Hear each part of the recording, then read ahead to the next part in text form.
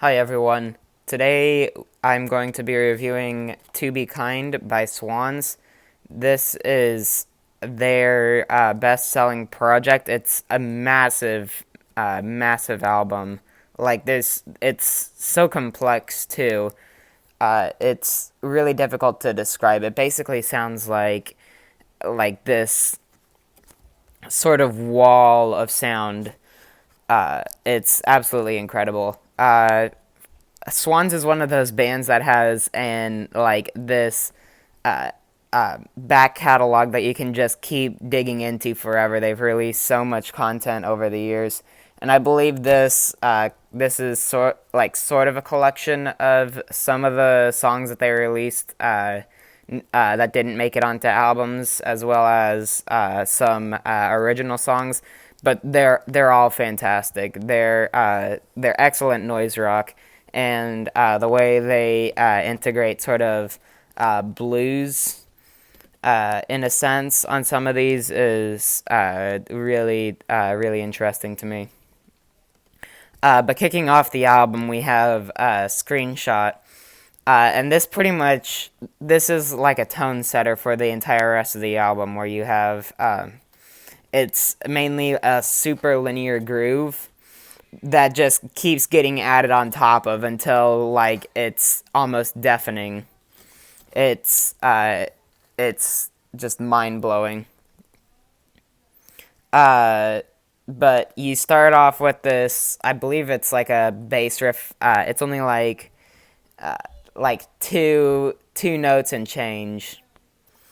But then you get these simple drums, and then on hi hats, and then you get some more complex drumming. You get louder guitars.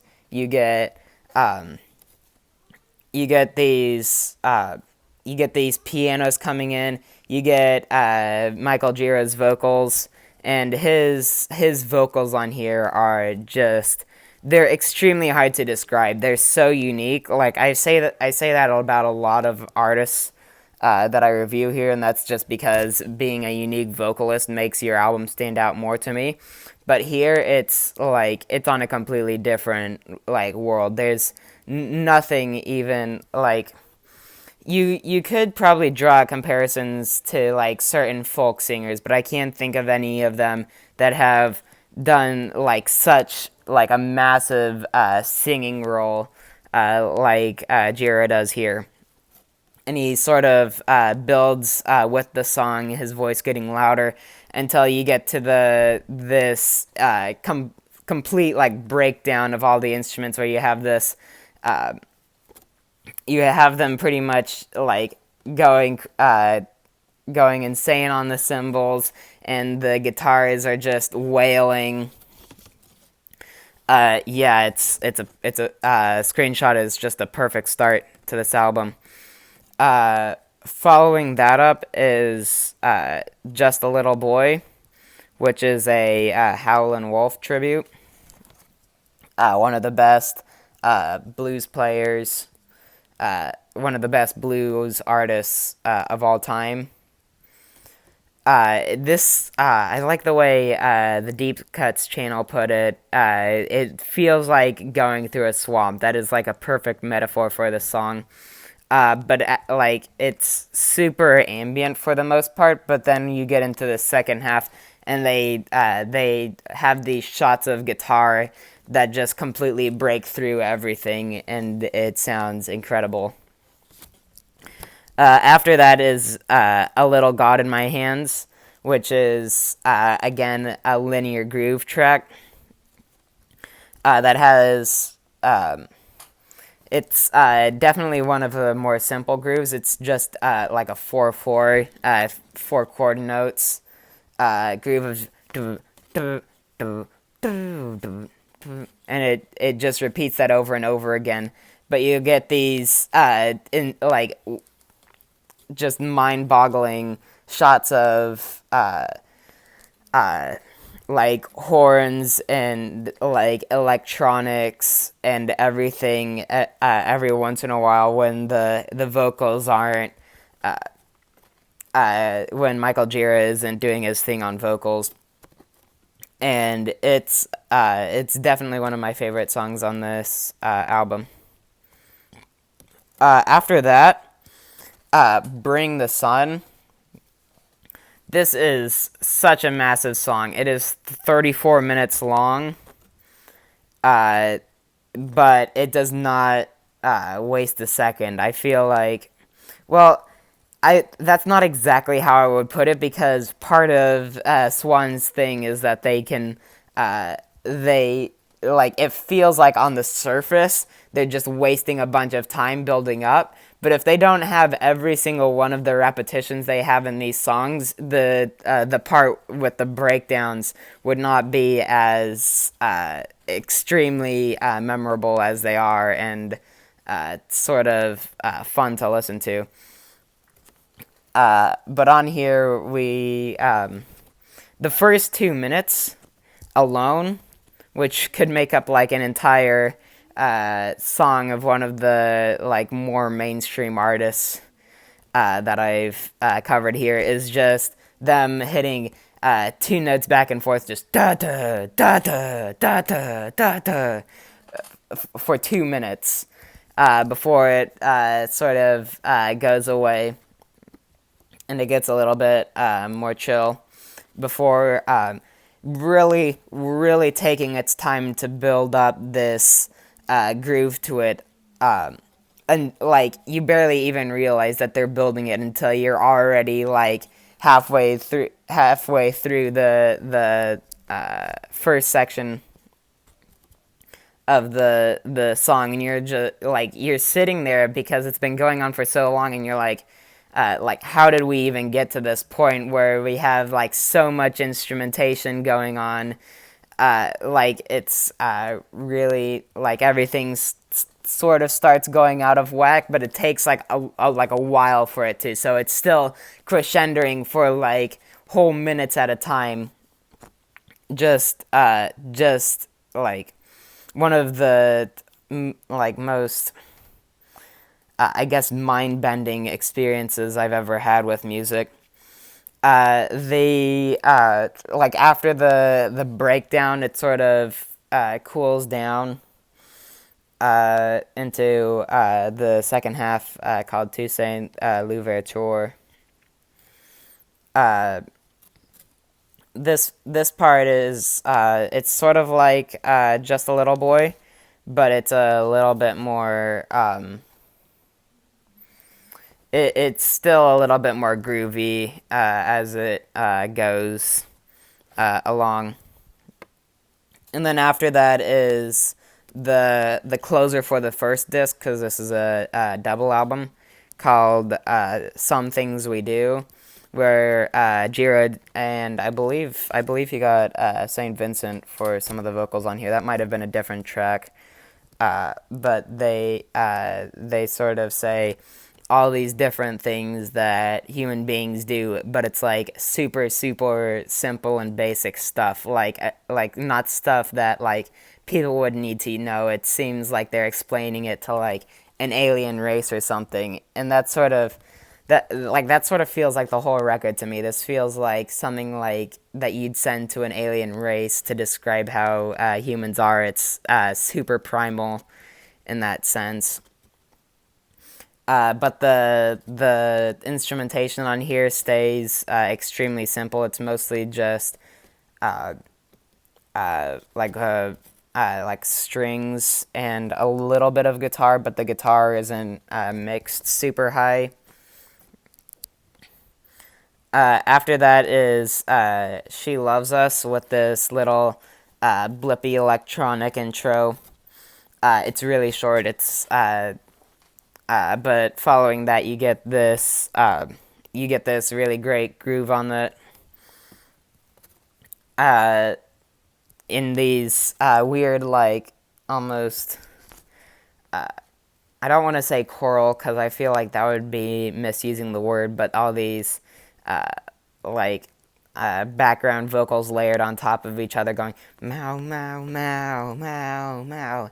It is a little bit corny, but I feel like that's like sort of with this album. It just goes so over the top in some spots, and that's part of what makes it great. Is that like it'll just go all the way. But as it goes, it just develops on that sound. It actually changes to a different groove for the second half, and it's a little bit more simple than the first half, but it perfectly serves its function as well. And then Kirsten Supine is like a personal favorite for me. I know it's not like super popular with Swans fans, but it's got this sort of like it's super atmospheric and a little bit melancholic. It almost feels like a Christmas song, but not like a happy Christmas song. But that's mainly due to like these sort of jingle bells and just normal bells they use. But at the very end, they have this probably the simplest groove by far, where it's just one note that they just keep hitting over and over and over and over again for like the last 5 minutes of the song. Yeah, one of my personal favorites. I really love the atmosphere it builds up in the groove at the end. Like no one could ever repeat. It's way too simple, but in a really good way. Following that is Oxygen, another favorite of mine and a favorite amongst Swans fans as well. It's got this. I don't exactly know how to describe it. It sort of feels like like an alt rock throwback, but not quite. I don't think you'd hear this ever on any alt rock song. But as the groove keeps repeating, these little hi hats come in on your left ear, like going really really fast before it turns into this more polyrhythmic drumming, like all across the range of the headphones. Sorry. And then it keeps building, and all these horns sort of come in, except they're synthetic, at least I believe. And then it sort of just comes down to this duh, duh, duh, duh, duh, duh, that repeats for a little bit, which is it's a simpler groove, but it's sort of just hammering this like into your skull, and then it all stops, and just leaving Michael Gira's hanging tone, and then everything stops. So you're just left in silence with a little bit of reverb, and then he says a couple more vocal lines, and then it just explodes in with all these different horns and all the grooves from before. So it just keeps adding on until the very end, where it comes down to this one like 1-2 beat of just absolutely wonderful listen. Natalie Neal, it almost like the first part of this song almost sounds like something that could come off of The Seer, which was the band's previous record. Definitely check it out if you've listened to this record a couple of times. It's great. But just with the pianos that are in it and the odd vocals, definitely sounds sort of fearful in a way. Not that they're fearful, but they're making you fearful. But then it develops into a groove, of course. It's really great. All the grooves on here are fantastic. And then the closer to the second disc and the closer to the entire album is To Be Kind, which sort of shares similar features with the closer to the first disc, and you'd probably think it'll just go out the same way it does, but instead you get these sort of crescendos a little bit towards the end that makes you think, is this going to keep going? It is twice as long as some things we do. And it does. They once the vocals cut out, it like they just hammer this one note, and like it's not even like just going over and over and over again. It's just held for like a minute at a time, and they'll drum, they'll hit cymbals, they'll like screech their guitars and do everything, and then it'll stop, and then they'll play a different note for like a minute or two. It's just this insane outro, perfect closer to, in my opinion, a perfect album. That's right, this thing is a 10, in my opinion. Yeah, thanks for watching. Coming up next is going to be mostly like these bands that I am a really big fan of, and multiple albums of theirs are on my favorites list, so I'm going over all of those next. Except there's one that's just one album that I just really, really, really love, and I wanted to put it later on because I just love it a lot. But yeah, I'll get to all those in a couple days, or well, I'll get to some of them tomorrow. But yeah, thanks for watching. Bye.